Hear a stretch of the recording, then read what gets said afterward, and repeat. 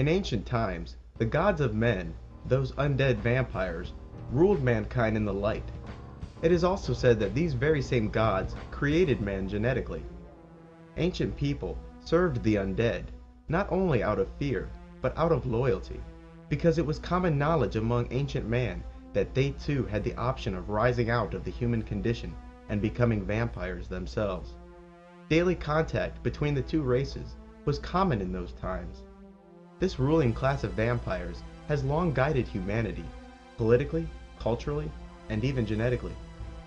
This hierarchy, also known as the Hidden Masters, has repeatedly broken the human spirit in order to maintain control of the masses. Much of what we call history is nothing more than the deliberate manipulation of global politics by this hierarchy. Make no mistake, their kind is extremely hierarchical. This elite has long sought to increase our numbers as a rancher oversees cattle to ensure themselves a food source. This overpopulation is soon to be checked by a massive harvest where billions will die and release such life force as to quote-unquote open gates to other worlds. The details of this I do not know. It is also said that the vampire's golden age of ruling man in the open came to an end with the coming of the quote-unquote renegades. The renegades, some of which apparently remain to this day, are an organized group of vampires who still have a soft spot for humans. This group apparently led armies of humans into the temples of the gods and destroyed them, forcing the hierarchy underground. The members of the renegades are generally younger vampires who had only recently undergone the ritual of death and rebirth. My guess is, when the time of the renegades comes to an end, the hierarchy will once more rule in the light. This hierarchy has gone by many names throughout the ages, but today they are known as the Illuminati. The Illuminati is an organized collection of satanic secret societies and other secret societies that are not openly satanic, such as the Freemasons and the Vatican. These groups work cooperatively, seeking to fulfill an ancient prophecy, the return of the Golden Age of worldwide and open rule. The Illuminati, using the powers of the Catholic Church and the European empires, have long sought to crush all records of man's true history, ensuring themselves a monopoly on historic truth. From Russia to Peru, they systematically destroyed the traces of truth they found. The symbolic stories that have slipped through the cracks of this hoarding of historical knowledge have been unfortunately titled and relegated to mythology. For it is truly their burden to destroy and rewrite the past, because without humanity's collective amnesia, we would remember who they are, and, just as important, we would remember how powerful and balanced the human could be. As stated earlier, even good magicians believe that the commoner is unworthy of these quote-unquote secrets.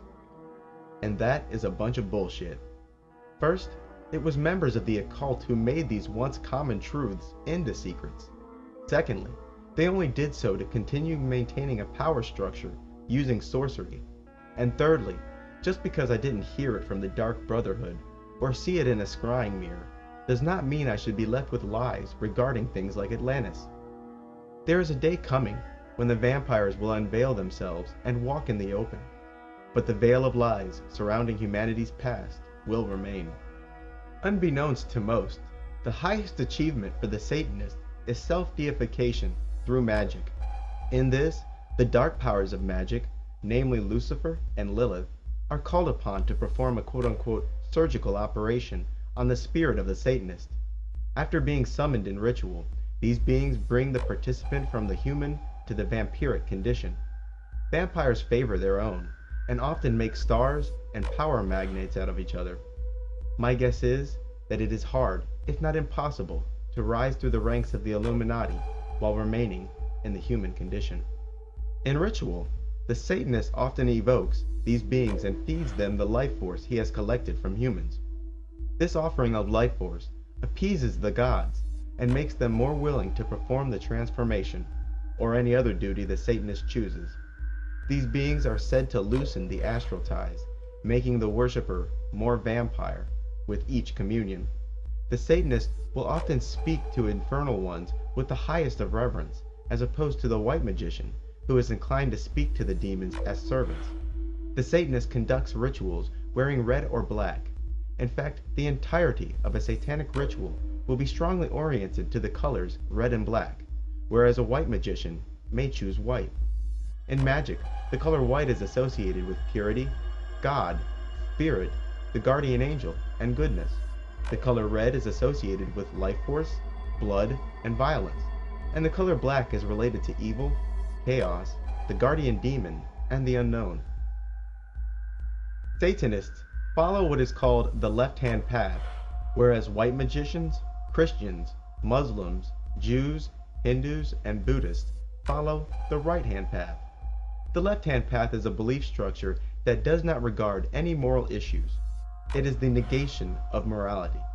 In the eyes of a left-hand pather, what they do is not evil, because there is no evil. This does not mean, however, that those of the left-hand path do not believe in the existence of God. By percentage, you will find more believers of God among Satanists than you will find in the general public. Remember, they are worshippers of the fallen angels, and their gods were expelled from heaven into the abyss or chaos by a higher god, so naturally they must believe in a higher god. Satanism itself is the predatory and pragmatic nature of the vampire turned into a religion whose highest achievement is self-deification. The left hand, or the left side of the body, has always been associated with darkness. In fact, the word sinister comes from Latin, where the word meant left-handed or unlucky. In the Middle Ages, people who wrote with their left hand were thought to be evil and possessed by the devil. In Islam, the tutelary demon assigned at birth always resides invisibly on the individual's left side. What's more, Muslims prefer to do clean jobs such as eating and greeting others with the right hand, while relegating the left hand to dirty jobs like cleaning one's house and body. Teachings of the right-hand path always include a firm belief in right and wrong and the existence thereof. As stated before, the mark of the beast are those who have sold their soul to Satan in exchange for vampiric transformation. This is also called making the black pact or oath. Those endowed with the mark of the beast can easily change into the shapes of animals. There is also much speculation about the number 666 and its true meaning, but among Satanists it has but one meaning: achieving a sort of godhood. The phoenix bird, or the dung beetle, is often used symbolically to refer to death and rebirth and its ritual.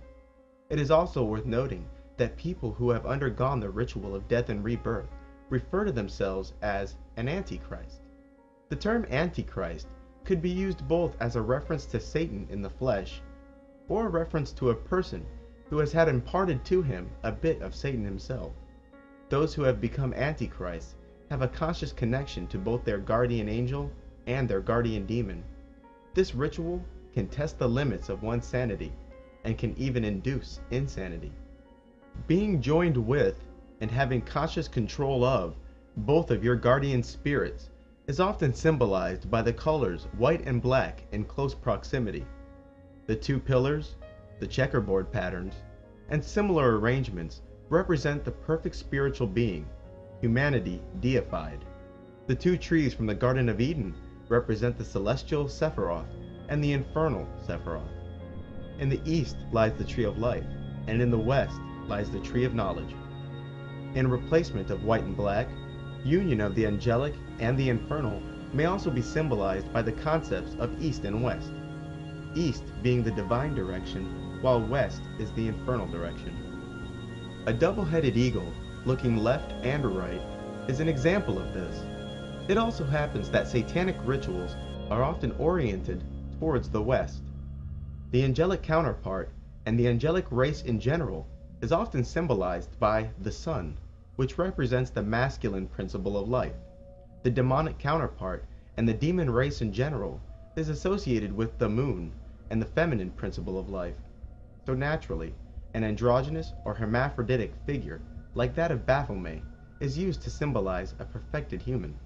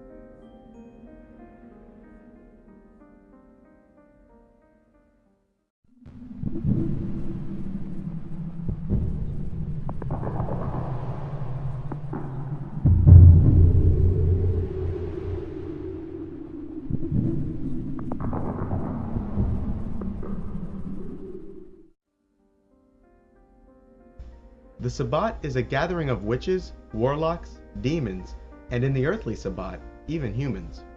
There are generally two types of gatherings that are called Sabbats: the celestial Sabbat and the infernal Sabbat. Even though sorcerers are always congregating in their astral bodies, there are 4 major meetings a year, and these meetings are called Sabbats. The celestial Sabbat is a gathering of astral beings in a place called and associated with the sphere of Saturn. It is also worth noting that Shabbatai is Saturn in Hebrew. It is likely that the words Sabbat and Sabbath derive from the Hebrew word Shabbatai. Further, Jews and Seventh-day Adventists consider Saturday, the day associated with Saturn, to be the true day of Sabbath, as opposed to most Christians who worship on Sunday. In truth, it is Sunday, and the sun in general, which is more closely associated with Jesus and goodness, whereas Saturn is more associated with Satan, death, and evil.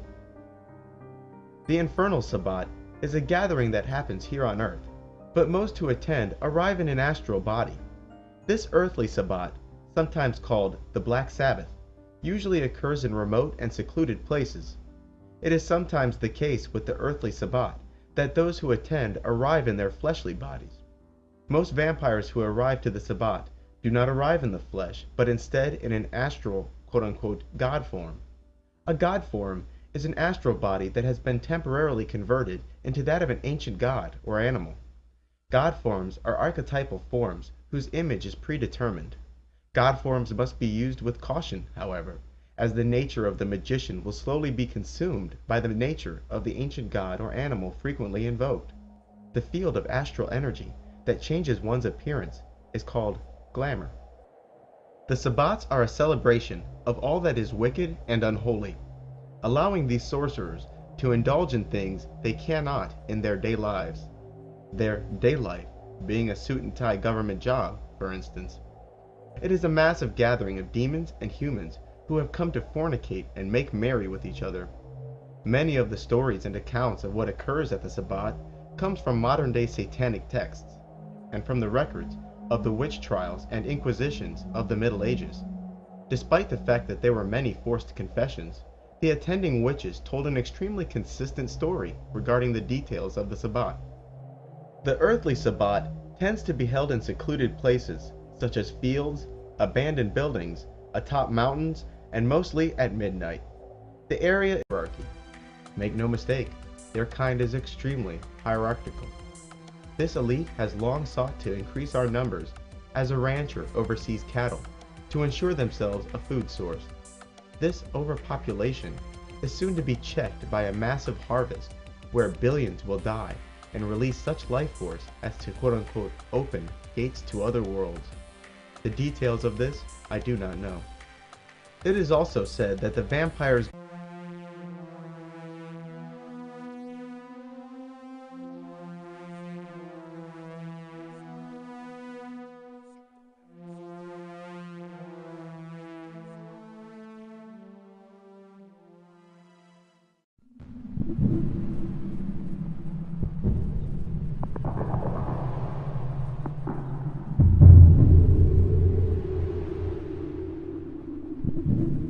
becoming vampires themselves. Daily contact between the two races was common in those times.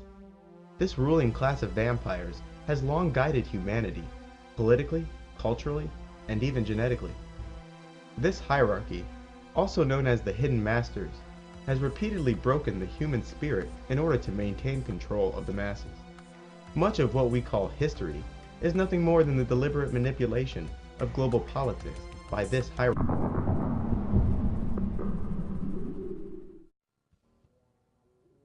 In ancient times, the gods of men, those undead vampires, ruled mankind in the light. It is also said that these very same gods created man genetically. Ancient people served the undead, not only out of fear, but out of loyalty, because it was common knowledge among ancient man that they too had the option of rising out of the human condition, and the golden age of ruling man in the open came to an end with the coming of the quote-unquote renegades. The renegades, some of which apparently remain to this day, are an organized group of vampires who still have a soft spot for humans. This group apparently led armies of humans into the temples of the gods and destroyed them, forcing the hierarchy underground. The members of the renegades are generally younger vampires who had only